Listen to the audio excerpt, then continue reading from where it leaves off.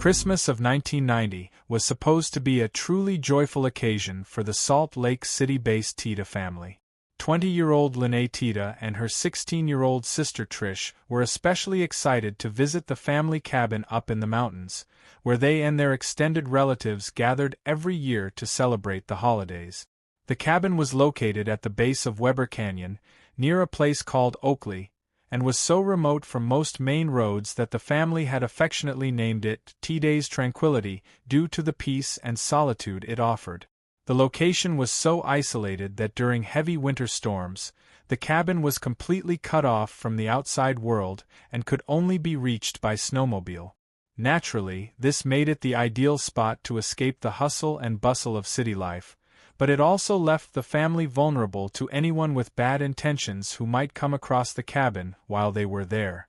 After transforming the cabin into a picture of perfect Christmas warmth, the family headed into Salt Lake City for some last-minute holiday shopping. While they were gone, two men trudging through the snowy wilderness unexpectedly stumbled upon the cabin and decided to break in. These men were Vaughn Lester Taylor and Edward Stephen Deli, both parolees who had escaped from their halfway house a week earlier, the same halfway house they were supposed to be using as a base for job hunting. Edward had been sentenced to 5 years in prison in 1989 for arson, while Vaughn had served 15 years for aggravated burglary after breaking into a property. After entering the cabin, the two men began warming themselves up before helping themselves to some of the Tita family's food and drink. Then, they found the family's video camera and recorded themselves ransacking the cabin, even going so far as to film themselves opening the family's Christmas presents and mocking the holiday season. Vaughn believed they would soon leave, fearing they might get caught, but to his surprise, Edward revealed that he had no intention of leaving. In fact, he planned to, as he put it, shoot some people. Later that afternoon, around 3:30 p.m., Lene Tita, along with her mother and grandmother Beth and Kate Tita, returned to the cabin after their shopping trip. The snow was light enough that they could drive to and from Salt Lake City. After parking their car, they walked inside the warm cabin, only to have their peaceful winter retreat turn into a nightmare. Lene later recalled that from behind the refrigerator, a frizzy-haired man in a gray sweatshirt appeared, pointing a gun at her. As soon as her mother reached the top of the stairs, another robber with thick, Coke bottle glasses on aimed a gun at her. Lene initially thought they were being robbed, but when her mother began praying aloud, Vaughn Taylor told her that the prayers wouldn't help because he worshipped the devil and had come for their souls. At that point, Vaughn pulled the trigger, killing Kate, before shooting Beth in the head. Lene was deeply terrified and traumatized by what she had witnessed, but her horror intensified when she realized her father and sister would be arriving back at the cabin soon. She begged the invaders to leave, telling them they could take whatever they wanted, but it was too late. Vaughn and Edward were intoxicated by the power they now held, lost in a haze of bloodlust. When they heard Rolf and Trish Tita pulling into the driveway, they prepared to have two new victims. They ambushed the two unsuspecting Titas as they got out of their car, dragging them into the cabin at gunpoint. "My dad could see tears in my eyes," Lene later said. It was unspoken, and he knew at that moment that something terrible had happened to Mom and Grams. Edward and Vaughn forced the family to kneel in the cabin's main room, then told the girls to watch as Edward aimed his gun at Rolf Tita's head. It seemed like a sick joke when the first shot misfired, the empty click echoing through the room as the girls begged and screamed for mercy. Edward cleared the bullet from the chamber, then pulled the trigger again. But once more, the gun misfired. It was as if some higher power had intervened, offering a momentary reprieve. However, this brief moment of divine intervention was lost on the two cold-hearted criminals. Edward cleared the stoppage, chambered a third round, and fired. This time, the gun worked as intended, and the bullet ripped through Rolf Tita's face, causing him to collapse onto the carpet. After killing Rolf, the two invaders poured gasoline over his lifeless body and set it on fire. They then did the same to the rest of the cabin, soaking it with the flammable liquid as they forced the two surviving Tita girls to load their snowmobiles with food and alcohol. As the cabin burned, each man forced one of the girls onto a snowmobile to ensure their compliance. Tita's tranquility was isolated, but the geography of Weber Canyon ensured the sound of gunshots traveled a long way. A distant neighbor recognized the ominous noise and rushed outside to see the two snowmobiles driving off towards the horizon. Realizing something was wrong, they immediately contacted law enforcement. 16-year-old Trish later explained how terrified she was that she and her sister would be executed when they reached a main road. She desperately tried to think of ways to escape. "I had all kinds of plans," Trish said, "like throwing him off into a tree or wrecking the snowmobile, but I couldn't leave my sister. There was nowhere to go."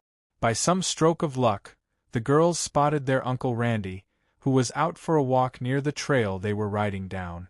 Not realizing the danger, Randy waved at them. Had the girls responded, there's no doubt Edward and Vaughn would have shot him, but in a display of remarkable composure, both girls ignored him and kept riding toward the highway. "I knew his life could be in danger," Lene explained. "If they knew Randy was my uncle, they would have killed him." The men forced the girls to take them to one of the Tita family's vehicles parked near the highway. As they drove off, Randy, still unaware of the situation, watched as the girls refused to acknowledge his presence. At one point, Edward and Vaughn asked who the man waving at them was, but the girls denied knowing him, claiming he was an overly familiar neighbor who didn't understand what was going on. As the car disappeared, another vehicle appeared. The Tita's third snowmobile, with a man riding it who was wearing no winter gear and had a face covered in blood and charred flesh. It was Rolf Tita, who had somehow survived what should have been fatal injuries. Randy later spoke of the encounter, recalling that Rolf's face was swollen and caked with blood, one of his eyes was swollen shut, and bloody icicles were hanging from his face.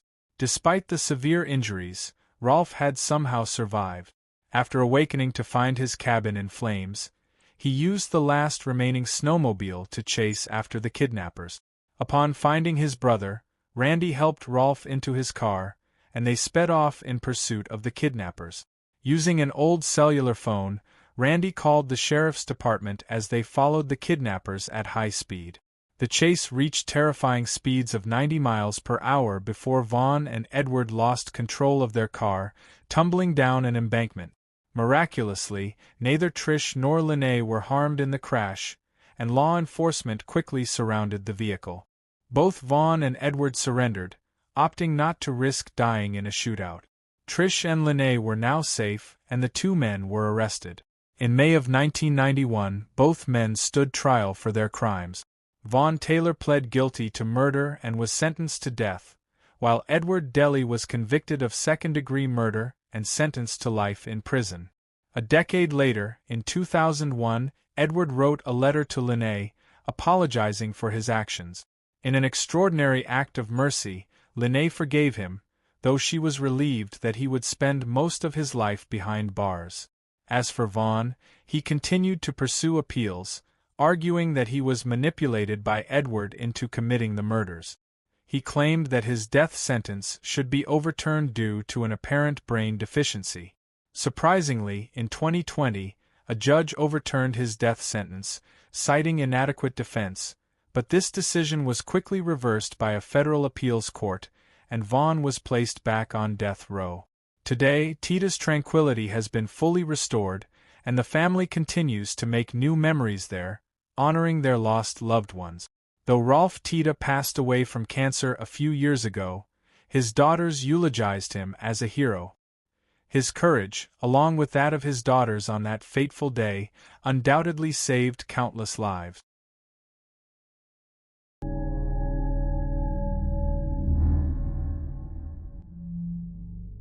Every fall, I take my family up to a cabin in the woods in Maine. Don't let the cabin in the woods idea fool you, it's actually a very upscale experience. Although my kids might roll their eyes at me for using that term, I don't think they'd enjoy it as much if it weren't for how luxurious it actually is. It comes with a hot tub outside, a fully equipped kitchen, and surprisingly good internet for rural Maine. But my favorite part has to be the cozy living area with a fireplace and sliding glass doors. These doors face west, and since the cabin is positioned at the top of a gentle hill in a clearing, the sunsets are absolutely breathtaking. Paying for a hot tub is one thing, but watching the way the setting sun illuminates the vibrant orange leaves, making them look like they're on fire, that's something money can't buy. But, by some unfortunate twist of fate, those sliding glass doors became the center of one of the most terrifying things I've ever experienced. They protected us, yet also revealed something so chilling that I don't think I'll ever forget it. Every time we visit that upscale log cabin in Maine, that memory resurfaces, making me shudder. This story takes us back more than a decade to 2010, when my daughter was still in middle school and my son had just gotten out of diapers. After putting my son to bed, my wife and I were finally able to enjoy some quiet time together. My daughter was in her room playing on the Nintendo we'd just gotten her for her birthday.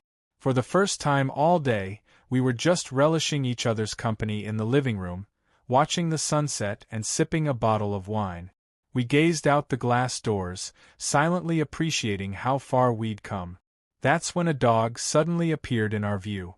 It looked like a scruffy mutt, just wandering lazily across the clearing, stopping to pant and let its tongue hang out in that way dogs do. My wife smiled and said something like, "Look at that little guy, do you think he's lost?" The dog seemed to hear her, and it turned its head toward us. That's when I noticed something was off. Its ribs were visible, suggesting it might be a stray. But it wasn't just that, I also saw flecks of white foam around its mouth, some of it matted into the fur at the corners of its jaw. Being the kind-hearted person she is, my wife wondered aloud if we should give the poor thing some food and water, since it looked like it might be starving. She started to get up, but I gently put my hand on her thigh and asked her to stay seated. She looked at me like I was being overly cautious, not wanting to help a starving animal. But when I told her that the dog might have rabies, she understood why I didn't want her opening the glass doors. Once she sat back down, I stood up to get a better look at the dog, hoping I was just being paranoid. But as I got closer to the glass, the dog suddenly started showing its teeth and snarling so loudly we could hear it even through the thick glass. I froze, feeling a rush of fear. Despite looking like a normal domestic dog, its anger felt genuinely threatening. It looked like it was ready to tear me apart, and that realization made me think about how lucky we are that most dogs are friendly. Not wanting to antagonize it further, I started backing away from the glass, intending to find my phone to call animal control. But the moment I turned my back, the dog bolted toward us. My wife screamed at the top of her lungs, and I turned just in time to see the dog's face slam into the glass door. The impact made such a horrifying thud that it still gives me chills to think about. My wife screamed again, and my daughter ran into the room to see what was going on. In that moment, my priority was getting my daughter out of there, not wanting her to witness the chaos. It was disturbing for us, so I can only imagine how terrifying it must have been for her. The sight of blood smeared across the glass, with the dog stumbling in a daze outside while yelping in pain, was enough to send her into a panic. I had no choice but to shout at her to leave the room, despite how difficult that was for me. Next, I focused on calling animal control. I wasn't too worried about the dog breaking through the glass. It seemed too stunned after its first attempt. But while I dialed the operator and explained the situation, I was horrified to see the dog try again, this time attempting to gnaw through the glass. Its swollen, bloodied tongue hung out, and blood dripped from its nose from the earlier impact. As it scraped its teeth against the glass, I realized the dog wasn't just thirsty or overheated, it was suffering. The tongue was too large to fit properly in its mouth, and it looked absolutely desperate, as if pleading for help. There was nothing we could do. I'm not someone who keeps a gun in the house, and even if I did, I'm not sure I'd have the heart to harm an animal in such distress. All I could do was wait for animal control to call back. When they finally did, the dog had wandered off, but not before my wife had managed to calm herself, though I can't say I did a much better job. The whole experience was one of the most horrifying things I've ever witnessed. In the years that followed, my daughter became a huge fan of The Walking Dead. I was always surprised that she never made the connection between the virus in the show and what we had seen with that dog. Eventually, we had to explain to her that the dog had rabies and how dangerous the disease could be. We also told her to watch for signs of rabid animals so she'd know how to stay away from them. It's fascinating to me how people like her can talk about the fictional zombie virus as if it's a fantasy. The truth is, we already have a virus that can turn animals, and maybe people, into frothing, angry creatures that spread their disease through bites. We don't need to imagine it. It's real, and that fact scares me more than anything.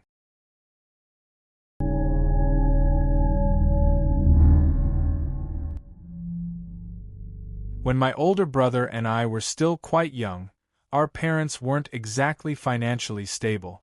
My mom had been out of regular employment for over 2 years due to having us and taking care of us, and my dad was still starting out in his career. Despite the challenges, they worked hard to provide for us, and by then, they were really in need of a break. The only problem was, due to our financial situation, it had to be an incredibly budget-friendly vacation. That's how they found a cheap log cabin in the Cascades, available for just a little over $100 for the week. From what they told us, it wasn't one of those too good to be true deals. The place wasn't exactly luxurious, but according to the owner, it was peaceful, secluded, and far off the main roads, just the kind of place they were looking for to get away from the hustle of Seattle. I think it just took making sure it was safe for kids and that there weren't any bodies of water nearby, and they went ahead and booked it for 5 days in either June or July. I was really into animals and nature back then, and I still am, and my brother was always a laid-back kid. They could have taken him anywhere and he would have found something to do. So when we got to the cabin, we were both pretty excited to explore, even though we had to share a bed in the small, rustic, one-room cabin. We didn't care how small it was or how isolated it felt. It was an adventure for us. The idea of being so surrounded by nature was exhilarating for me. We arrived early in the afternoon, and I remember running around the cabin with my mom before she took my brother and me out to check out the area. We had a small dinner that my dad cooked on the stove with groceries we bought, and then we ended up playing board games until bedtime. Everything was completely normal on that first day. It wasn't until the night that I noticed something strange. I woke up in the middle of the night to find that my dad was out of bed, standing near a small window by the front door. My mom was sitting up in bed, speaking to him quietly in the dim light. My brother was still fast asleep. I asked my mom what was going on and why Dad was up. They both seemed startled when I spoke, but after a moment they told me that Dad couldn't sleep because the bed was too small, so he was just letting Mom get some rest before going back to bed. I thought that was odd, but I was a kid, and kids usually believe their parents without questioning them. As they continued to whisper in the dark, which I actually found soothing, I went back to sleep. The next morning, my mom and dad were sitting at the little table, looking worried and stressed. I could tell something was wrong, but I was still excited about our vacation and eager to explore more of the outdoors. I asked if I could go outside, and they said it was fine, as long as I stayed within sight of the window. If I couldn't see the window, I had gone too far. So I stepped outside, and on the edge of the porch, I saw a small figurine. It was shaped like a little man, and it looked like it had been carved out of wood or something. Picked it up and played with it for a while, making the little man run through the grass and jump onto logs. Then I saw another one sitting on the hood of our car, so I ran over to grab that one too, thinking it was part of my game. I now had 2 little figurines to play with. My brother came outside shortly after, and being older, he was more in tune with our parents' mood.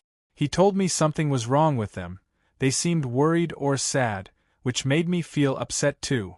The vacation was supposed to be fun, an adventure, just like they'd said.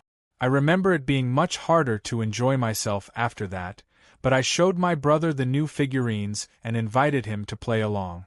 I gave him one of them, but he kept asking for the other one, too. Before long, we were arguing, and he tried to take the other figurine from me. It didn't take long before I was crying, which made Mom and Dad come running out of the cabin. I don't remember them rushing out, but years later, they told us that hearing me cry had terrified them, especially after what happened the night before. They asked what we were fighting over, and that's when they discovered the little figurines. As soon as my dad took them from my brother, he immediately started asking where we'd found them, demanding to know where they came from. My brother, in a panic, pointed at me, saying that I had found them. I was already upset, but I became even more upset when I realized that we might be in trouble for playing with them. I told them exactly where I had found them, explaining that they were just sitting there, and I hadn't stolen them from anyone. To me, they seemed harmless, just little wood carvings. I didn't know then that they weren't made of wood at all. The next thing I remember, my parents quickly ushered us back into the cabin, then oddly began reassuring us that we weren't in trouble, that we hadn't done anything wrong, and that they weren't angry with us. Mom comforted me and my brother, but I noticed that Dad was packing our stuff at an unusually fast pace, almost frantic. He was putting on a brave face while getting us ready to leave. They both explained that we had to head home early because Dad needed to go back to work. I don't remember the exact excuse, but they assured us it wasn't because we had misbehaved, and we could continue our outdoor play once we got home. I asked if we could take the figurines with us, and both of them snapped at me at the same time, saying no. I thought I must have done something wrong, as it seemed like everything was centered around the two little carvings. In about 10 or 15 minutes, really quickly, we were back in the car and heading back to Seattle, with a tense mood filling the vehicle. The atmosphere remained tense throughout the day, but later, Mom took us out to the small backyard we had and said we could have a little nature session right there. It wasn't much, but we had fun watching birds and the occasional squirrel, and it made us feel better. We even had a picnic and played in the sun. Within a day, the whole trouble at the cabin was forgotten. Fast forward 20 years, during the holidays, my brother and I were home for Christmas dinner. While reminiscing, my brother suddenly brought up that weird cabin vacation from when we were kids. He hadn't forgotten about the two figurines but wasn't sure if I had taken them or why our parents acted so strangely about me playing with them. Mom and Dad exchanged a look as if to say, "Here we go." Then Dad said, "Shall I tell them, or shall you?" Mom shook her head and covered her face, unable to bear the memory.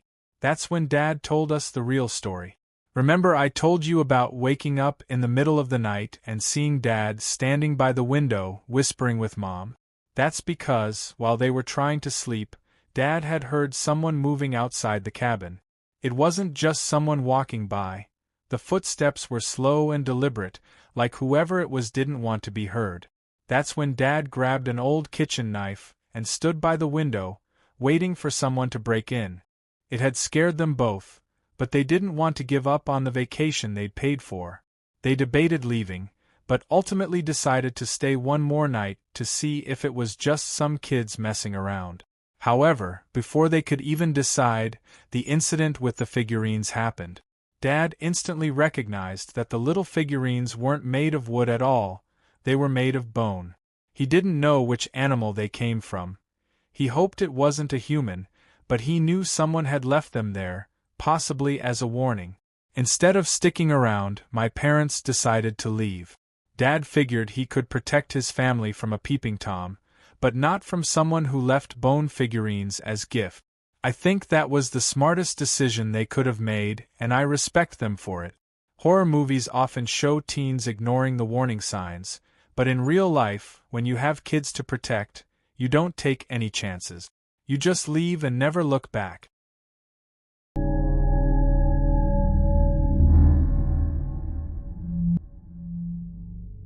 I've been playing amateur football here in Montana for years, hopping between teams, but there's one game back in 2014 that I'll never forget, though I wish I could. During that game, I took a nasty hit and blacked out. When I came to and tried moving, this unbearable pain shot through my leg, the worst I've ever experienced.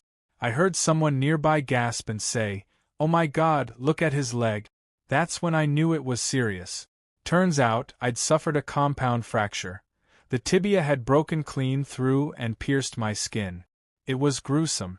I had to be rushed to surgery, and the doctors warned me that if they didn't act fast, I might lose the leg entirely. The recovery was brutal. It took nearly a year for the bone to heal fully.